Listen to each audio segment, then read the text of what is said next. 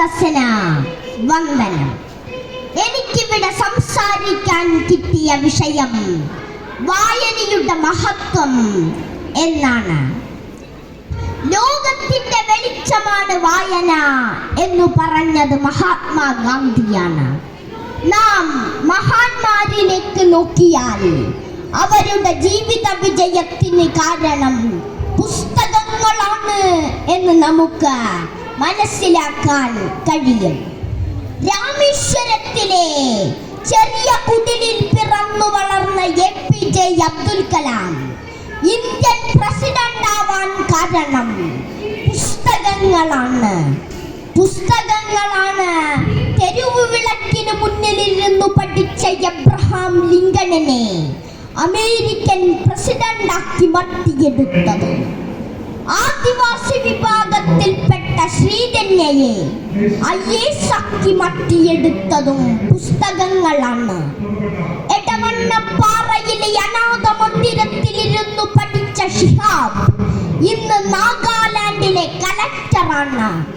താൻ കലക്ടറാവാൻ കാരണം പുസ്തകങ്ങളാണെന്ന് ഷിഹാബ് തന്നെ പറഞ്ഞിട്ടുണ്ട്. ഇതുതന്നെയാണ് പുസ്തകങ്ങളുടെ മഹത്വം.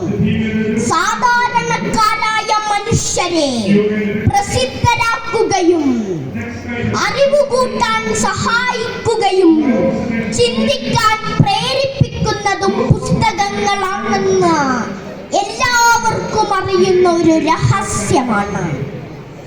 അറിവിന്റെയും വായനയുടെയും ചരിത്രം തന്നെയാണ് മനുഷ്യ പുരോഗതിയുടെ ചരിത്രം. പണ്ട് ശിലായുഗത്തിൽ കൂർത്ത കല്ലുകൾ കൊണ്ട് മണ്ണിലും പാറയിലും എഴുതിയ മനുഷ്യൻ ഇന്ന് ഇലക്ട്രോണിക് യുഗത്തിലെ മൊബൈൽ ഫോണിലും കമ്പ്യൂട്ടറിലും ടാബിലും എഴുതുകയും വായിക്കുകയും ചെയ്യുന്നു.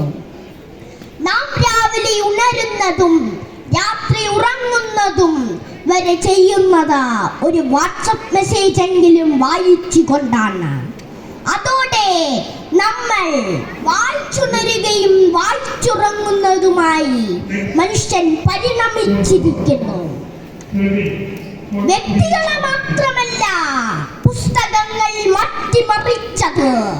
രാഷ്ട്രങ്ങളെയും ദേശങ്ങളെയും പുസ്തകങ്ങൾ മാറ്റിമറിച്ചു.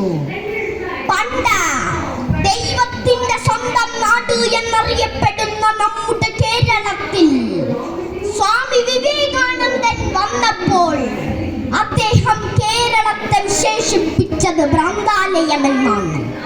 ആ ഇരുളിൽ നിന്ന് പിന്നെ നമ്മളെ വെളിച്ചത്തിലേക്ക് നയിച്ചത് ശ്രീനാരായണ ഗുരുവും VT ഭട്ടതിരിപ്പാടും സഹോദരനയ്യപ്പനും ചട്ടമ്പി സ്വാമികളും ഉൾപ്പെടെയുള്ളവരാണ്.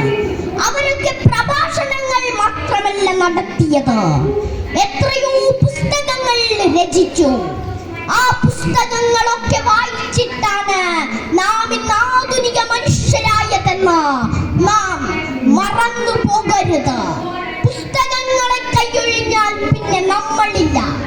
പുസ്തകത്തെ കുറിച്ച് പറയുമ്പോൾ തന്നെ എന്റെ മനസ്സിൽ ആദ്യം വരുന്നത് ദ റീഡിംഗ് പ്രോമിസ് എന്ന വിശ്വപ്രസിദ്ധ പുസ്തകം എഴുതിയ ആലീസ് ഒസാമ എന്ന പെൺകുട്ടിയെ കുറിച്ചാണ്.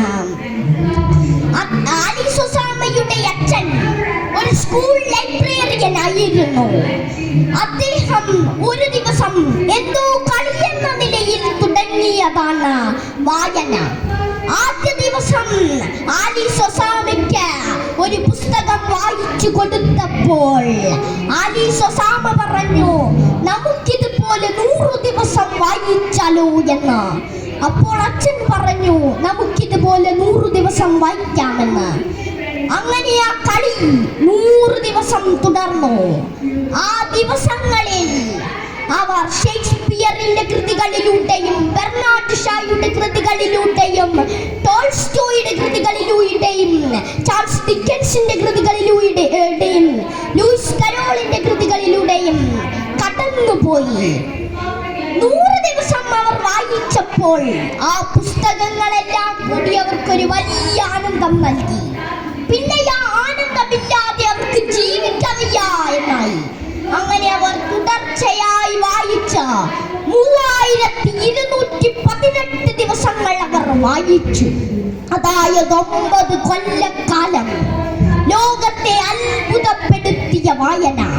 അതിന്റെ ഓർമ്മകളാണ് ദ റീഡിംഗ് പ്രോമിസ് എന്ന പുസ്തകം. പ്രിയപ്പെട്ടവരെ, എനിക്ക് നിങ്ങളോട് ആ പുസ്തകത്തെ കുറിച്ചല്ല പറയാനുള്ളത്. ആ പുസ്തകത്തിന്റെ ആമുഖത്തിൽ ആലീസിന്റെ അച്ഛൻ ജിം റോസിൻ എഴുതിയ ഒരു വാക്യമാണ്. അദ്ദേഹം ഇങ്ങനെയാണ് എഴുതിയത്: നിങ്ങൾ നിങ്ങളുടെ കുട്ടികൾക്ക് കൊടുക്കാവുന്ന ലോകത്തിലെ ഏറ്റവും വിലപ്പെട്ട സമ്മാനം പുസ്തകങ്ങളാണ്, പുസ്തകങ്ങളാണ്, പുസ്തകങ്ങളാണ് എന്ന്. അതുകൊണ്ട് കൂട്ടുകാരെ, നിങ്ങൾ നിങ്ങളുടെ കുട്ടികൾക്കോ അതോ സുഹൃത്തുക്കളോ ജീവിതത്തിൽ ഒരിക്കലെങ്കിലും ഒരു പുസ്തകം സമ്മാനിക്കണമെന്ന് ആഗ്രഹിച്ചുകൊണ്ട് നിർത്തുന്നു. നന്ദി, നമസ്കാരം.